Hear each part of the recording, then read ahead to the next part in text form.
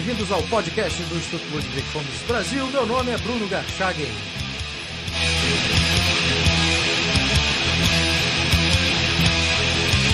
Hoje eu converso com Felipe Rangel Seletti, professor e mestre em educação.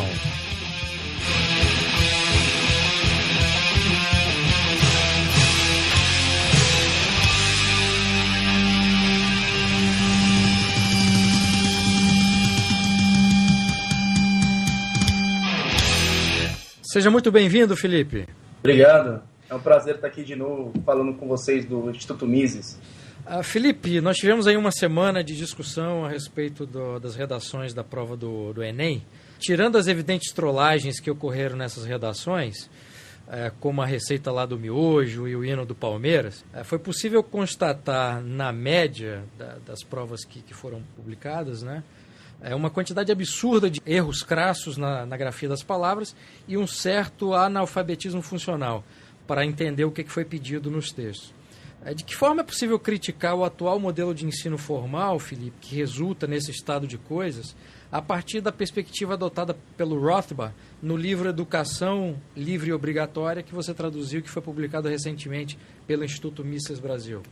Bom, em primeiro lugar, o que acontece aí nas provas do Enem não é uma coisa que apareceu hoje, né? Isso é um resultado de um enorme processo, né, que a educação brasileira passou, né? Nesse grande processo educacional, o Brasil ele viveu recentemente a sua democratização, né? Junto com essa democratização recente, aí, esses 20 anos, né, da democracia, várias ideias, né, se tornaram presentes aí, não só no aspecto político, mas também no aspecto educacional.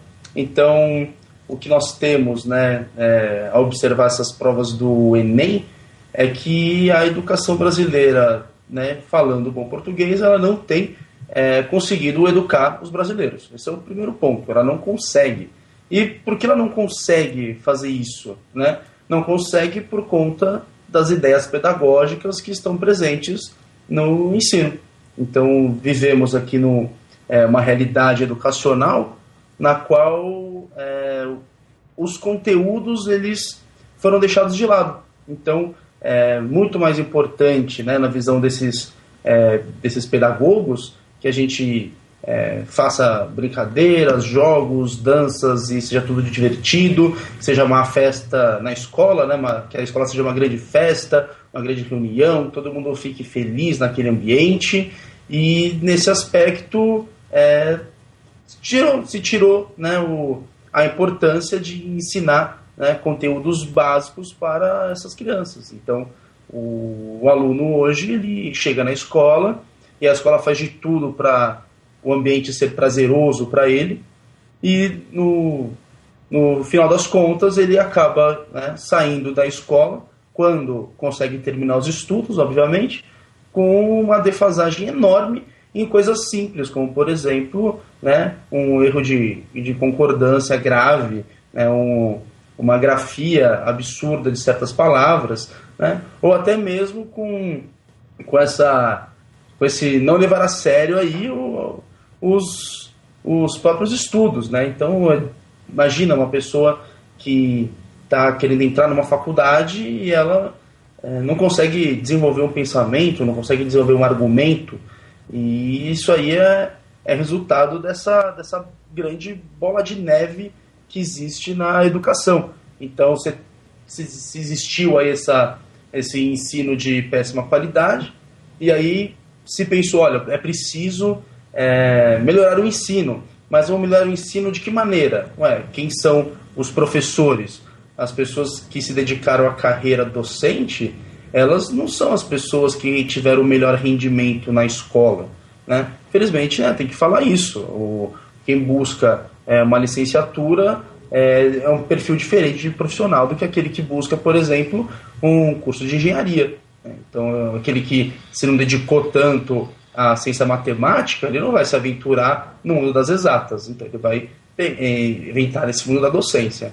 Então, temos professores que já eram alunos não excepcionais, que vão fazer uma faculdade de pedagogia hoje, que também não é uma faculdade boa, né? Não consegue formar bem professores, e então a gente tem uma péssima formação, uma reprodução dessa péssima formação no ensino superior, e obviamente esse profissional retornando, né, ao ensino fundamental, ele também não vai conseguir educar essas crianças, né, mesmo porque ele tem uma defasagem lá atrás na sua história.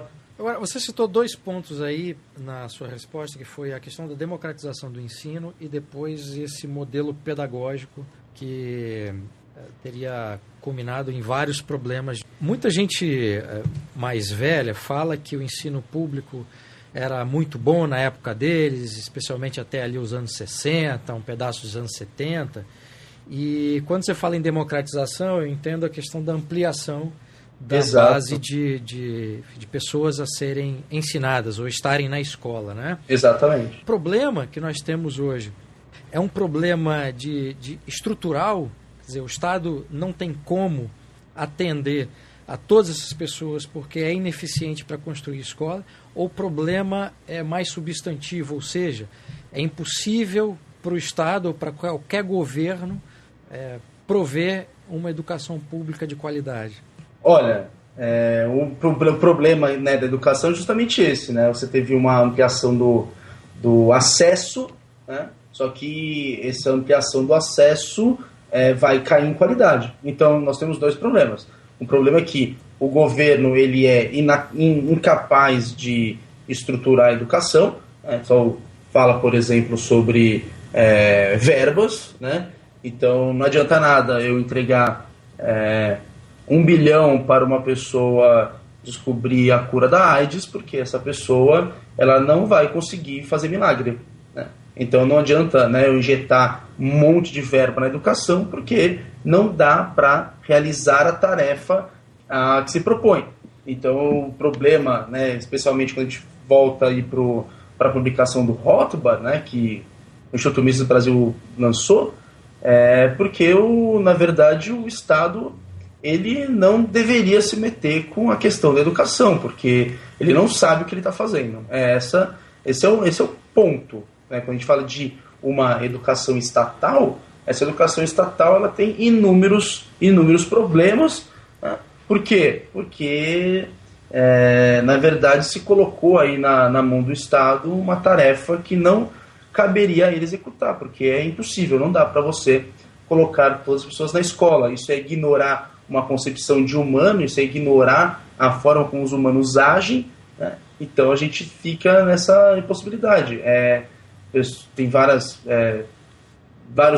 teóricos, não só no mundo libertário, inclusive teóricos da esquerda, que já falaram que essa educação estatal ela é ruim, ela não deve existir, né? Tem até vários movimentos aí de acabar, inclusive, não só com o ensino público, mas com todas as escolas, que a escola é algo que não traz aí a criança formação. Então, os antigos podem, né, sempre falam aí dessa educação que receberam, e obviamente receberam uma boa educação porque não haviam muitas pessoas, haviam provas para entrar na escola, né? Havia uma reprovação em massa dessas pessoas, e só ficava na escola realmente quem tinha o interesse de estudar e quem a família apoiava, etc.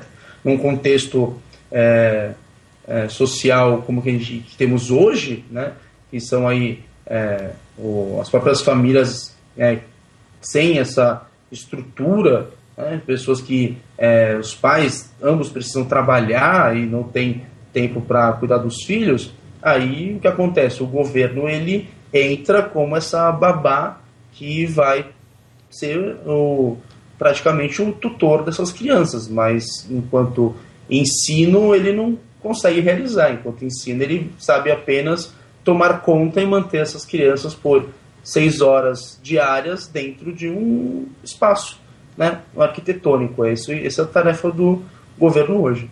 Agora, Felipe, como é que ficaria as famílias mais pobres ou os filhos dessas famílias se essa ideia vingasse, por exemplo, de acabar com as escolas públicas? Como é que essas famílias seriam atendidas? Existem algumas opções. Na verdade, quando você não possui alguma coisa que você deseja, você corre atrás disso que você não tem, né? Então eu não recebo alimento de ninguém, eu preciso conseguir meu próprio alimento, eu tenho que me virar para conseguir esse alimento. Se esse alimento é um alimento intelectual, as próprias famílias elas buscariam alternativas para isso, e alternativas existem, né? Existem aí várias maneiras de se conseguir uma educação, né? Se fala pouco, mas uma possibilidade seria uma própria cooperativa de pais, né, se juntarem para a formação de uma escola ou para financiar um tutor, um professor para seus filhos. É uma maneira que é de baixo custo e é acessível a pessoas que buscam, né, ensinar os filhos. Você tem em diversas comunidades pessoas que porventura estudaram mais do que a média. Essas pessoas elas podem tomar para si essa responsabilidade da educação, né, e sem toda aquela estrutura escolar, e elas poderiam, de certa forma, educar as crianças, pelo menos no básico, né? O que é o básico? O básico é ler, escrever e fazer conta, né? Isso, as pessoas elas não saem hoje da escola nem com esse básico, então ensinar esse básico já seria uma educação de um nível muito maior do que a média, né, da nossa população. E podia se aproveitar também esse modelo que já existe de financiamento, né, de Exato, empréstimo para estudantes. Exato, a gente tem uma política hoje com o ensino superior, mas a gente não tem uma política dessa com o ensino fundamental. Então eu consigo empréstimos para fazer a faculdade, mas por que eu não poderia conseguir um empréstimo para pagar o colégio do meu filho?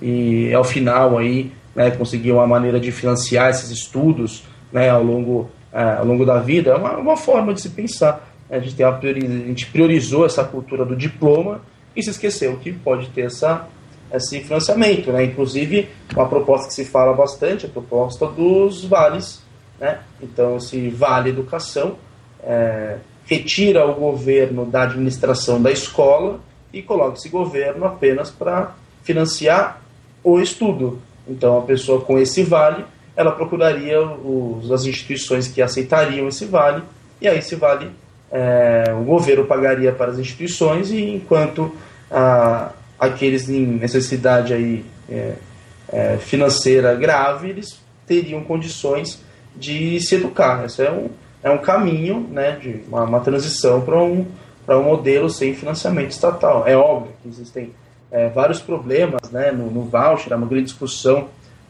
aqui no meio libertário, e que, por exemplo, é muito difícil calcular o valor dessa educação, e quando o governo ele se propõe a financiar, isso pode aumentar o valor, aumentar os custos, né? Óbvio, senão, se o governo está pagando, ele tem essa renda que ele absorve ilimitada dos cidadãos através do roubo compulsório dos impostos, então, obviamente que os empresários do ramo vão aumentar seus preços para poder receber mais dinheiro do governo, né? Isso é fato, mas é bem difícil a gente pensar, né, uma sociedade na qual a gente simplesmente acabe com esse ensino e separe totalmente o governo e a educação, porque talvez, né, no primeiro momento, algumas pessoas realmente fiquem sem acessos. Aí essas pessoas têm que recorrer, no caso, à caridade privada ou alguma ONG, né, ou alguma instituição que financie, né? Tem algumas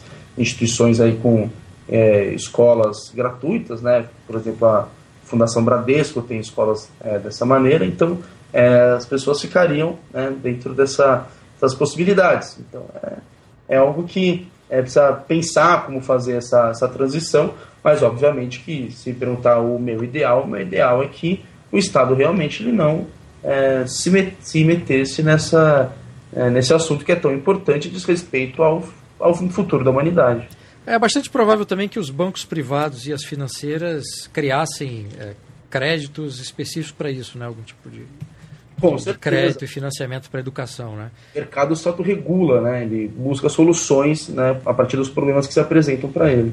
Tá, voltando à questão do livro do Rothbard, você poderia explicar, Felipe, a concepção que o Rothbard usa no livro sobre educação individual e instrução formal, considerando que essa instrução muitas vezes é confundida com educação, que é algo muito mais profundo e amplo do que simplesmente o ensino, e que a mentalidade estatista pretende controlar e prover? O Rothbard ele abre o livro falando disso, né? O primeiro capítulo dele é sobre essa educação individual e fala exatamente, né, aquilo que até foi colocado na capa do livro, né? É claramente um absurdo limitar o termo educação apenas à formação escolar de um indivíduo. Então, quando eu falo de educação, como é que eu me eduquei? Eu me eduquei porque eu frequentei um espaço, fiquei sentado num lugar, né? E aí nesse espaço eu fui controlado ali nos meus movimentos, da minha maneira de pensar e naquilo que eu ia aprender e como aprender. Ou educação tem mais a ver com não apenas aquilo que tentaram me transmitir, mas a minha própria maneira de interagir no mundo. Então o Rothbard é claro, ele coloca, olha, todos são autodidatas, é um absurdo dizer que tudo que eu sou é um construto da sociedade e das minhas experiências, do meu ambiente, etc. Não posso falar isso. Então, quando eu falo de educação individual, eu estou falando que cada pessoa tem as suas aspirações e a natureza humana ela é hiperplural. Então, por essa pluralidade, né, temos gostos diferentes, desejos diferentes, aspirações diferentes, talentos diferentes, e cada pessoa vai, ao longo da sua vida, agindo racionalmente para construir a si mesma. Então, instrução formal não tem muito a ver aí com o que a gente chama aí de educação. Educação é, obviamente, né, um termo muito mais amplo do que o que eu gosto de falar geralmente é da escolarização. Né? Escolarização é um ponto da educação. Educação está falando de formação do sujeito, e o sujeito ele não é construído simplesmente por assistir determinadas aulas sobre determinados conteúdos que foram previamente fixados por outras pessoas. Então isso aí é óbvio que eu não vou negar a importância da instrução formal. Eu acho que é importante que as pessoas elas tenham acesso às informações, mas a educação mesmo é muito mais o que o indivíduo vai fazer com essas informações que ele recebe, seja formalmente, seja informalmente, né? E a partir disso ele se educa. Tem uma frase no livro que você traduziu que eu queria destacar aqui para em seguida fazer a pergunta. Então, no livro, o Rothbard afirma que a história do desenvolvimento da educação obrigatória é uma história da usurpação estatal do controle dos pais sobre seus filhos para o próprio bem do Estado. Também é uma imposição de uniformidade e igualdade para reprimir o crescimento individual e também o desenvolvimento de técnicas para impedir o crescimento do poder de raciocínio do pensamento independente entre as crianças. Fecho aspas. No caso do Brasil, Felipe, o caso que não é discutido no livro, obviamente, quais seriam, na sua opinião, essas técnicas que foram desenvolvidas e aplicadas até agora? Bom, se a gente for pensar aí um pouco na história do Brasil, né, o livro do Rothbard está pensando aí nessa educação obrigatória, né? Então, quando a gente pensa nessa educação obrigatória brasileira, a gente vê, por exemplo, ao analisar as constituições, como o Estado sempre esteve presente ali como um fornecedor, né? Eu garanto esse direito, né? É dever do Estado fornecer essa educação para as pessoas. E de que forma isso é feito? Ora, não precisa ir muito longe. Quando a gente, pegando a nossa história aqui da ditadura militar, né? Havia um controle daquilo que era ensinado nas escolas. Então, não havia uma liberdade do que ensinar. Então, esses professores, de certo modo, né, não só, né, no ensino, né, fundamental, mas também no ensino superior, havia, né, uma grande tentativa de calar alguns discursos que eram contrários à ditadura. Isso é claramente o que? Essa imposição de uma maneira de pensar feita pelo Estado. Então, olha que interessante, a gente observa a nossa Constituição, né, e temos lá, por exemplo, que é obrigação, é direito da criança, na verdade, que ela frequente uma escola, né, que está lá no Estatuto da Criança e Adolescente. Então, o que nós temos? Olha, nós temos o governo falando, olha, a educação é um direito para todos, e você é obrigado a colocar o seu filho na minha escola.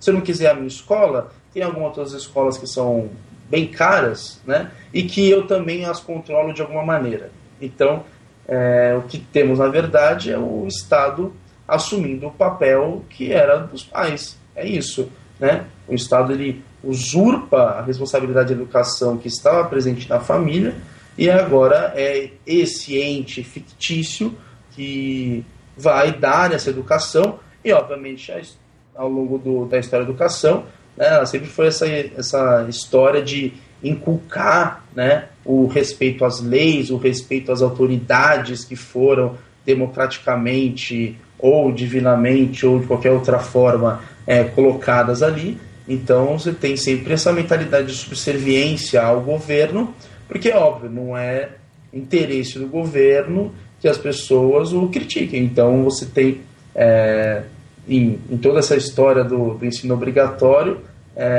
essa ideia de que é preciso ensinar a coisa certa. Então, não apenas politicamente, mas você teve também esse uso da obrigatoriedade para inculcar a religião oficial. Então, tudo isso presente, né? Não precisa ir muito longe para discutir, por exemplo, que existe uma religião que tem acesso às escolas e que tem um acordo com o governo para poder dar ensino religioso. Então, você ainda tem o uso da escola para passar, né, um tipo de ideal para o povo, né? Então, inclusive essa educação que não prioriza, né, vindo mais para nossos dias, que não prioriza aí o conteúdo, que rejeita o conteúdo, é uma educação que, de certo modo, né, ela está favorecendo as pessoas não terem aí esse poder de raciocínio, né, não ter esse pensamento. Então, é muito engraçado que a gente sempre tem nas escolas, engraçado não, né, é um absurdo, todo esse trabalho, né, em grupo, ou alguém, a construção das coisas sempre coletiva, tem esse culto à democracia, e você acaba matando o pensamento livre, independente. Aquele que destoa do todo, ele sempre é tido como um louco, é sempre a criança que, olha, você causa discórdia, né? Você não deve falar essas coisas. Então você tem aí sempre uma tentativa de, olha, a sua opinião, ela só é válida enquanto ela for também aceita pelos seus pares, né? Então toda essa ideia é um grande perigo, porque isso está na mão de pessoas que são sem escrúpulos, como os governantes. É um poder enorme na mão dessas pessoas, essa educação que pode, de qualquer forma, ser usada para inculcar uma ideia ou outra, não importa qual ideal, mas é simplesmente essa questão de você não permitir que as pessoas pensem livremente, né? Você tem sempre um controle, né, do que pensar, do que vai ser aprendido, e dentro dessas possibilidades, a possibilidade de você ser você mesmo fica deixada de lado. Não tem muito tempo, Felipe, que o programa Fantástico da Rede Globo exibiu uma reportagem francamente simpática às famílias brasileiras que adotaram homeschooling e estão sendo punidas por isso. De que forma a contraposição exposta por Rothbard nesse livro entre educação obrigatória e educação livre ajuda a explicar o debate sobre o homeschooling no Brasil e a formular argumentos favoráveis ao ensino em casa? Olha, o Rothbard fala, olha, a educação ela pertence aos pais, é direito dos pais decidir como é que eles vão educar os seus filhos. Quando a gente fala de liberdade na educação, eu não estou falando, né, de liberdade num conceito hippie, né? Vamos deixar as nossas crianças fazer o que elas quiserem. Não, está falando do quê? É uma liberdade de escolha, né? E de uma maneira constitucional, os pais são impedidos aí de escolher uma modalidade de ensino para os seus filhos. Então você tem, olha, é responsabilidade dos pais cuidar da educação, mas quando eles tomam na mão deles essa responsabilidade, eles pegam as rédeas da educação nas suas mãos, o governo fala assim, vocês não podem fazer isso, né? Então que o Rothbard vai ser um grande defensor da educação domiciliar, óbvio, né? O homeschooling é uma expressão de liberdade. Então, numa sociedade livre, sem controle, haveriam escolas de todos os tipos, né? Escolas que priorizassem a matemática, escolas para pessoas superdotadas, escolas para pessoas com déficit cognitivo, escolas para filhos de hippies, tem diversos tipos de escola, e a possibilidade dos pais colocarem seus filhos em casa. No mundo escolar, você tem pessoas com as quais você talvez não gostaria que seu filho tivesse contato, né?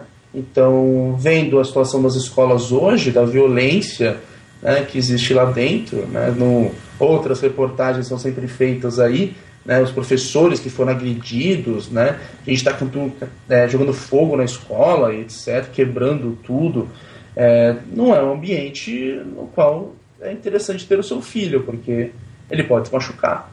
Então, talvez educar em casa é uma maneira de impedir aí, né, alguns contatos com pessoas que, só porque são obrigados a frequentar a escola, estarão lá presentes. Então, se ele está num local obrigado e não está querendo estudar ali, então essa pessoa vai fazer de tudo, menos aprender.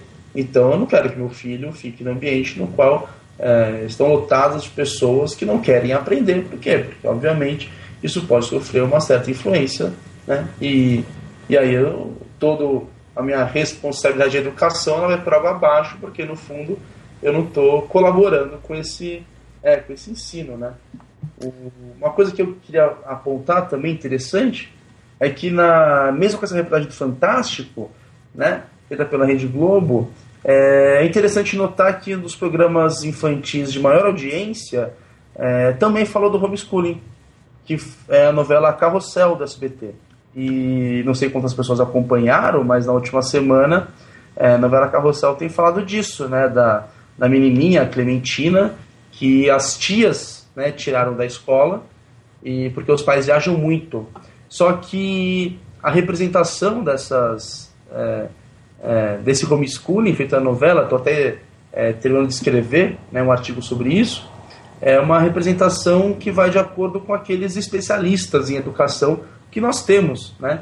Então, elas mantêm a menina trancada dentro de casa, elas são ignorantes, não ensinam nada. Então, você tem, né, nesse contraponto a televisão falando: olha, cuidado, criança, porque quando um dia o seu pai quiser tirar você da escola, ele vai querer te trancar no quarto, vai te impedir de brincar com seus amigos, né? Você não vai poder sair na rua. Então é muito interessante ver também como existe aí, né, de certo modo, pais que educam em casa com o poder de falar sobre o assunto, né, numa grande emissora, num programa de grande audiência, mas também temos, né, aquele discurso de que a criança que se educa em casa ela não é socializada, que ela não tem contato com outras crianças.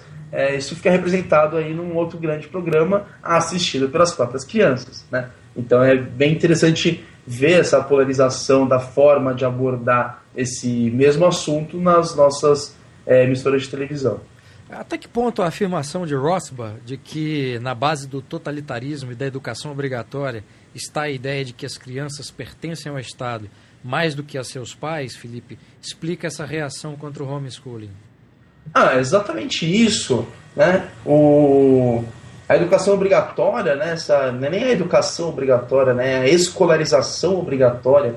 Você é obrigado a colocar o seu filho numa escola. Olha, não tem nada mais totalitário e despótico do que isso. É um controle total da mente das crianças. Então, ser contra o homeschooling é ser contra a possibilidade de pais ensinarem às crianças aquilo que você não gostaria de ensinar. Então, obrigar as pessoas a frequentarem aí, né, essa escola do governo é conseguir, né, uma base para um grande projeto sociopolítico. Essa é a intenção.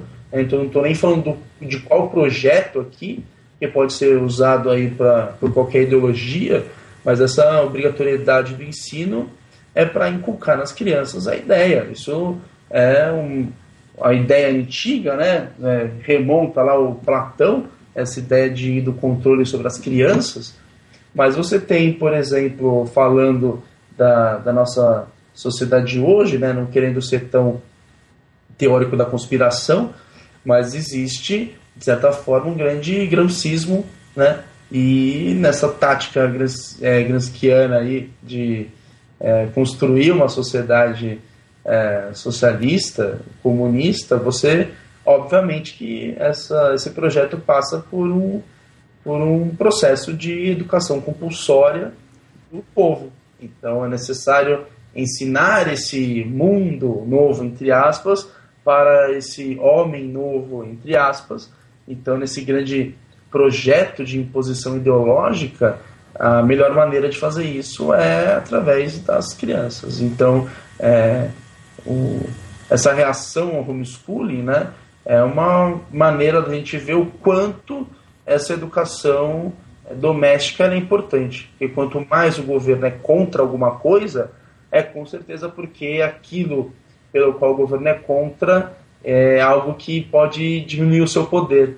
Então o homeschooling é uma maneira de tirar poder da mão dos governantes. Então ninguém quer perder o poder, essa é a verdade. No mundo político ninguém quer perder o poder, e aí para não perder o poder é necessário ainda, né, jogar com esses mitos de que a criança que se educa em casa ela não tem contato social ou que ela tem problemas de desenvolvimento, o que tudo é comprovado, uma grande mentira, né? Basta ler diversos trabalhos e pesquisas aí com psicólogos e sociólogos aí dos Estados Unidos sobre as crianças que são educadas em casa.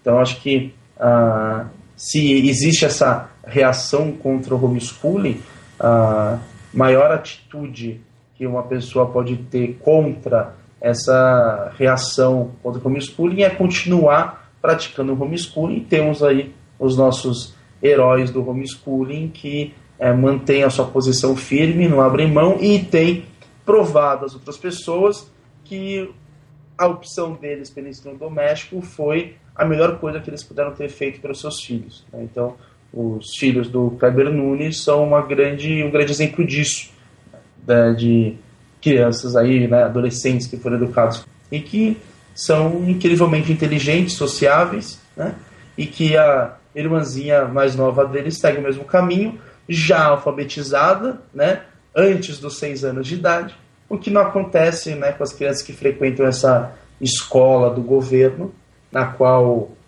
você chega aí aos 8, 10 anos sem saber ler e escrever, né? Então, esse é um grande paradigma do nosso tempo, né, no qual as pessoas têm essa fé inabalável no ensino público, mas esse ensino público ele não tem qualidade, né? O ensino público ele tem apenas um único objetivo, que é, obviamente, essa doutrinação, né, das crianças.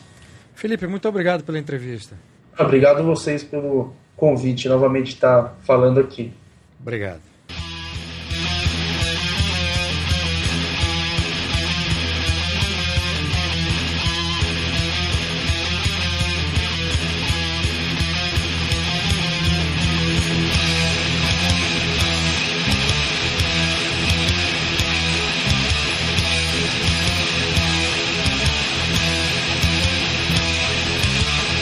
Esse foi o podcast do Instituto Ludwig Gomes Brasil. Meu nome é Bruno Garchagen.